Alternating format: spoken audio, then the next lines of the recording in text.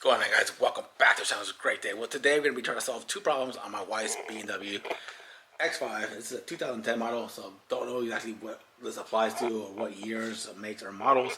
I know they're basically all the same on BMWs, starting I think in 2007, 8. I'm not sure. But anyways, two problems that have become really annoying on my wife's car the last few weeks. The first problem was the push start started working. Okay, so she wasn't able to start the car with the push start.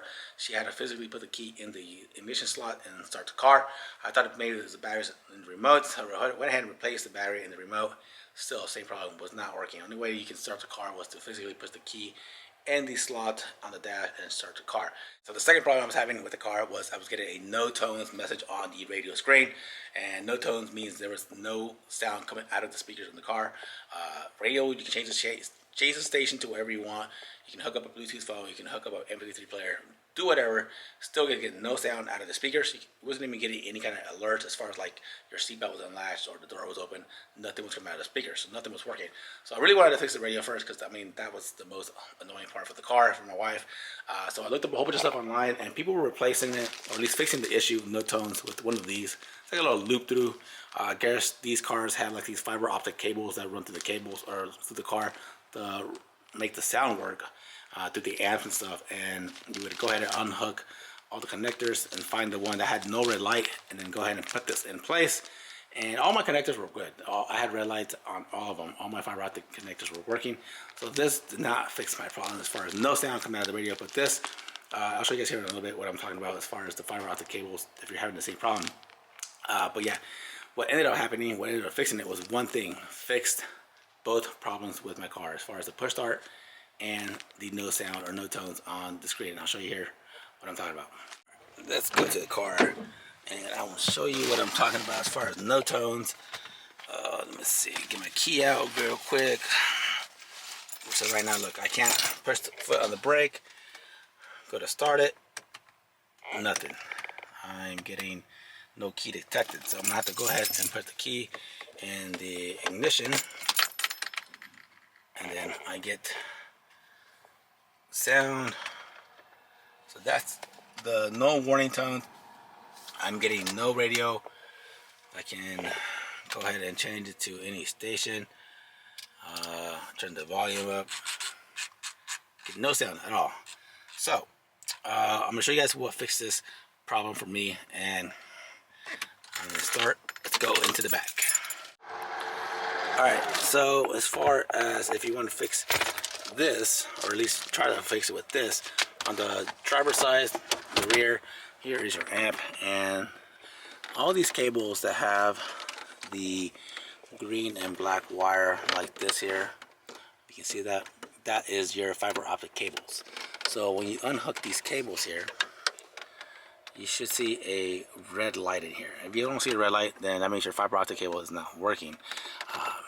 So right now the car is off, but anyway, see what you would do is you get that little loop through.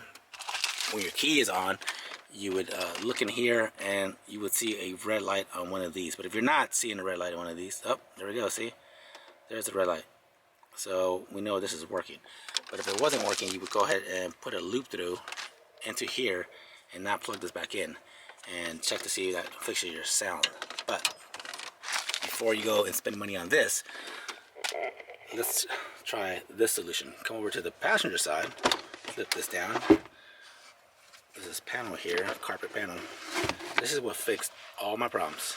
So on my BMW, this one right here is a 7.5 amp fuse. Go ahead and remove that. And if you look, you see that wire in the center, how it's busted? It's broken. Fuse is blown. It's supposed to look like this. Let's go ahead and replace it with this one. Now I don't have a 7.5 amp fuse right now currently, but I do have a 15 amp fuse, which is more than what I need. I'm gonna go ahead and replace it with this one. And now let's go check to see if that fixes our issues. Come over here. Let's see if we can start it without the key now. Foot in the brake. We got power, and have sound. We should have sound because you heard the beeping. There you go. So yeah, first I would go ahead and check your fuse. Make sure your fuse is good. If your fuse is blown, then that's your problem. If that is good, the fuse is good, I suggest go ahead and picking up one of these and start unlocking or unhooking these fiber optic cables. There's one here, there's one back there on the amp, there's I think another one back over here. Now they're all going to be different on different makes and models, obviously, but yeah, that is how you fix those problems. Alright guys, so we're linking out this down below if you're interested in picking up one of these. And for as far as fuses, you can go down to your local hardware store or local auto parts store and just pick up some fuses for your car. But yeah, if you guys found this video helpful, please like, please subscribe, and we'll see you guys in the next one.